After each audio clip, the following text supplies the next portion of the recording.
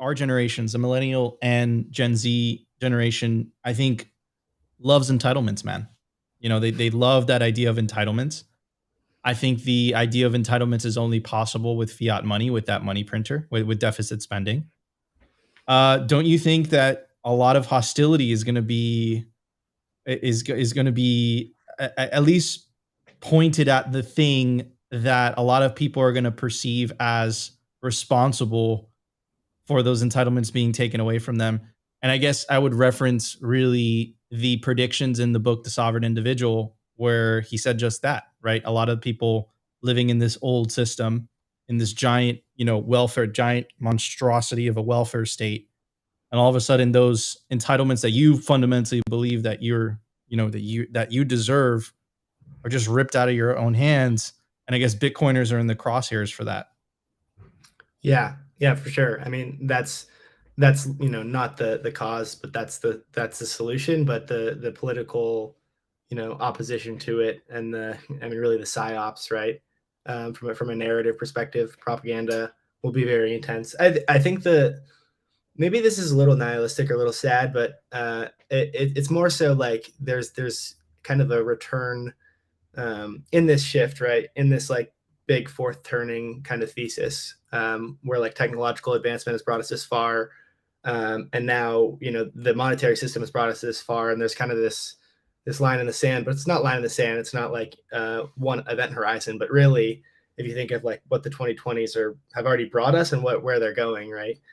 What are the World Economic Forum's great plans for us, and to create a human race of basically cattle in this technological panopticon dystopia, and it'll be more of an individual level about whether you want to opt out of that system of global control and compliance, and one of the keys there on that checklist is sovereign monetary or sovereign economic autonomy. So if you don't have that, then you have nothing. You can't, if you can go anywhere in the world with your money in your head, in theory, that's pretty powerful in a world that's increasingly polarizing and bifurcating. And who knows where you are or what your political situation is there.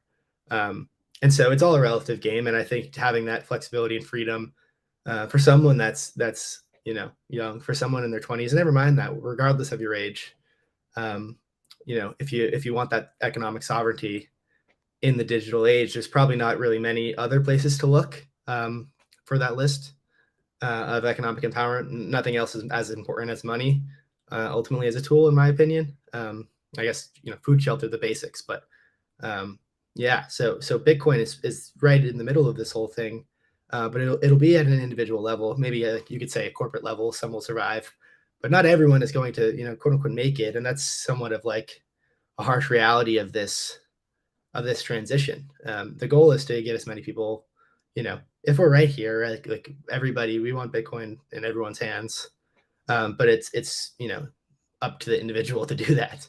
That's not on us, on you. Yeah, 100%. So Dylan, it's been the last couple of months if you've been paying attention, but how do I put this? I guess I'll put it bluntly, the hostility by the Biden administration towards the industry. I think they were waiting for an excuse. They're waiting for an excuse to, and with that excuse, they denied Caitlin Long's bank, Custodia Bank, from getting a federal banking charter. And then as of right now, their next target is stable coins. Right. We know that they made an example of Kraken, $30 million fine with the staking. Maybe it's because we're slaves to the news cycles at Simply Bitcoin. We have to cover the news every single day. But it definitely does look targeted, sophisticated. And there's this very excellent piece that laid it out by Nick Carter called Operation Choke Point 2.0. And he really laid it out. He really made the case with all the examples, not to mention the Senator Elizabeth Warren and Senator Marshall bill that would require Bitcoin developers in the United States to register with the federal government to develop, for like absolutely bonkers that you could see this in America. But clearly there's an agenda there. So what are your thoughts on all of this? And I think it could tie in with what you were saying not too long ago. Yeah, I mean, I think definitely that choke point comparison is valid. I think also we should be realistic and recognize, simply Bitcoin has definitely been one of the media arms covering this that has recognized it. But there's a whole boatload of fraud and all sort of shenanigans with crypto companies and the Ponzi's and everything else that touched hands with the U.S. banking system, that touched hands with Silvergate Signature, FTX. These stable. It was a hot pile of money. Billions of dollars of leverage. Between counterparties and everything else. And there was a lot of fraud kind of in that whole basket or bubble, right? So the response is one that I would fully expect from the U.S. banking system, and that's to ramp it up to the point where only the sterling companies are or like just for instance, right, the Binance BUSD coin from Paxos, right? Binance was doing some shenanigans with a peg of that Ethereum based stablecoin and creating their own Binance Smart Chain based stablecoin, but they didn't back it up all the time, and they were counting it the same on their platform. So the New York Financial Service, I forget the exact name, NYDFS, came in, said, Paxos, nope, you're done. You can only redeem now. You can no longer create stablecoins. And you guys got a year to basically get out of that. So yeah, it's coming. I think it's not the end of the world. It's certainly U.S. capital markets are the most important, but Bitcoin's just going to route around it. It's going to do its thing. It's a global phenomenon, and I think it'll make another all-time high at some point.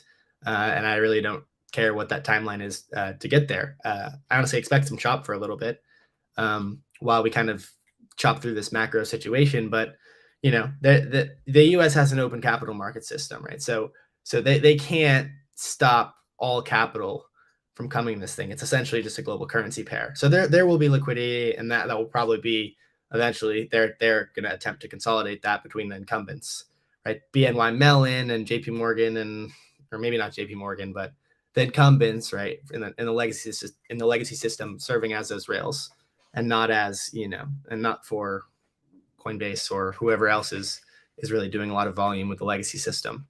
I think that's what they're really trying to get a hold of. So yeah, interesting. So you don't think it's necessarily an attempt to slow down the adoption of Bitcoin. You think it's a legitimate government response at the fallout from the FTX debacle. Yeah, I mean, and not to give the government any said legitimacy, I think there's quite a lot of reasons to point that they are completely illegitimate. But a side point, like, that's the system we're operating under, and you can't just go create your own bank, right? Like there is a cartel of sorts, a regulatory cartel globally, with the U.S. kind of operating as that head point. So they're going to try to starve the beast a bit, but you can't, right? Bitcoin's a 10 million, 100 million headed Hydra at this point. And so, the cat's out of the bag. It's just a matter of, that it's been in the they fight you stage for a little bit. Bitcoin just keeps going back stronger and stronger, and they're like, oh shit, but they can't kill it. So I'm really not all that worried, to be honest. Maybe that's a little bit naive though.